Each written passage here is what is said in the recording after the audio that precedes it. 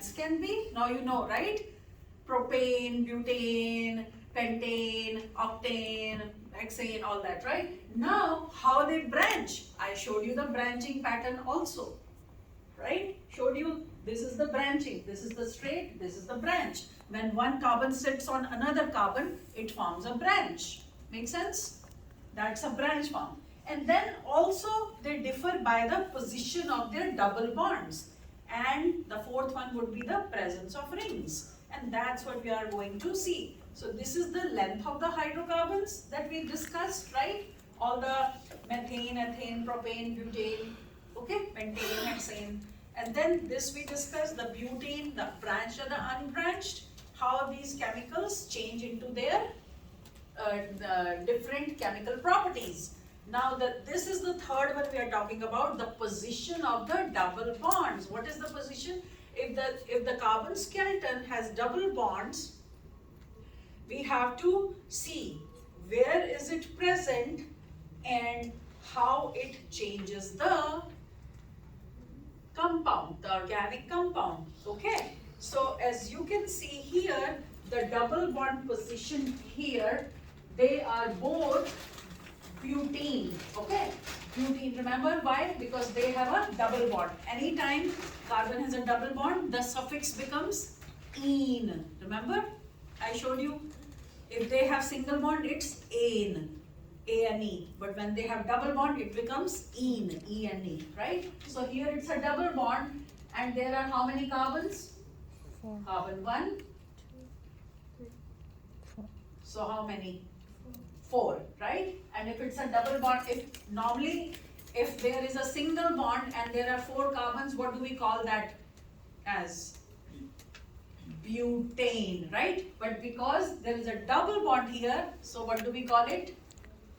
Butene, right? So where is the double bond present? Which carbon number is it present on? 1. Carbon 1, very good. So this will be called 1-butene. Make sense? Now this is exactly the same molecule. Okay, you have 1, 2, 3, 4 carbons and they are double bond. So it's a butene too.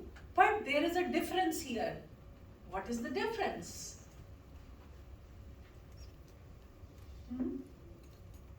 The double bond is present on a different carbon here. You can see that. You guys can see that, right? Which carbon is the double bond present here? 2. Number 2. Very good. Good job. You guys got it. That's why this is now called 2-butene. Okay? And same way it can be present on carbon number 3. We will call it 3-butene. Very good. It can be present on carbon number 4 also. What will that be in that case? 4-butene. 4-butene. Very good. You got it. So what happens is that that's how they can vary in their location, the double bonds, right? And that's how we end up making so many similar but different compounds having different properties. Make sense? That's what the beauty of carbon is. It can see in this much time you've seen so many different types of compounds it's making. That's what we were saying. Make sense, Jade? Good. So that's why. So we will talk about these cis and trans also, which is a. Now the other thing is carbon skeletons. So far you are seeing all of them are in like a chain form, right? Whether they are branched, these chains are branched or unbranched, but they are still in chain. Now there is another form that the carbon compounds can exist or organic compounds can exist. Carbon and hydrogen, the hydrocarbons. Isn't that interesting?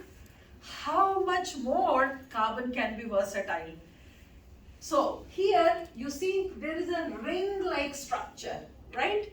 So hydrocarbons doesn't have to stay always in straight chain-like form, which you are seeing here or in the previous slides.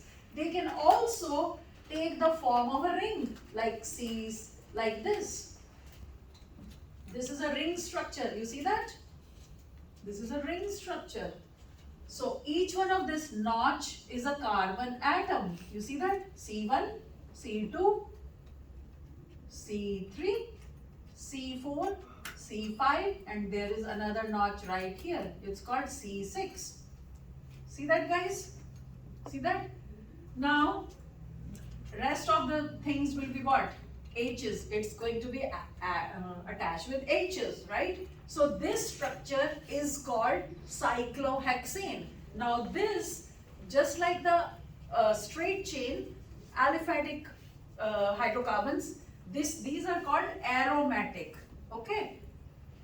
And you know aromatic have a certain type of smell, and that's how you must have heard that aromatic, this must be very aromatic, it smells good, right? Like that. So these are the aromatic hydrocarbons, okay? So just something on the side.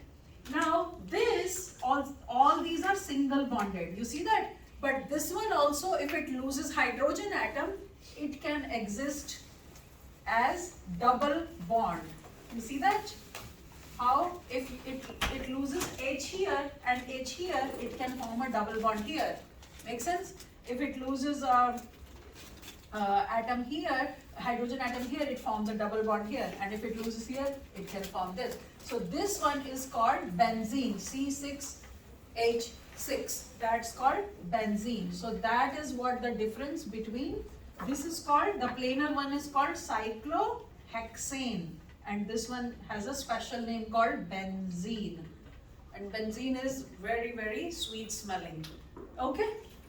And the other aromatic thing you might know is naphthalene balls. You know the moth balls that we put to distract the moths? That's naphthalene and that's aromatic. That's two benzene molecules joined together, fused together. Just something on the side. Make sense, guys? You okay? You are with me, everybody? Okay. So that's what I wanted to tell you. So this is a simple single bond. So this is called cyclohexane. Hexane, why? Because there are 6 carbons, okay, and they are all single bonds. There's no double bond. That's why it is called ane, hexane. Got it? But when we lose one of these hydrogens here, you see here it's CH2, right? But here it is CH. That means we lost 2 hydrogens. That's when it forms a double bond. Make sense? Here also we lost one. It's formed a double bond. That's when it is called a benzene. So they both have very different properties from each other. And these rings can vary in the number of carbons, and usually it will be 5 or 6 carbons, and double bonds may be present, such as benzene, which have alternating double and single bonds. So that ends here. Now, what are the different types of carbon, elements can attach to carbon? Like I said, it can be hydrogen, it can be oxygen, it can be nitrogen too. So when carbon attaches with oxygen, it can form carbon dioxide. You see, this is carbon and these two are oxygen. So carbon needs 2 electrons. This oxygen needs how many? What is the valency? Oxygen. You can pause it. Yeah. Oxygen has how many? Remember we did that?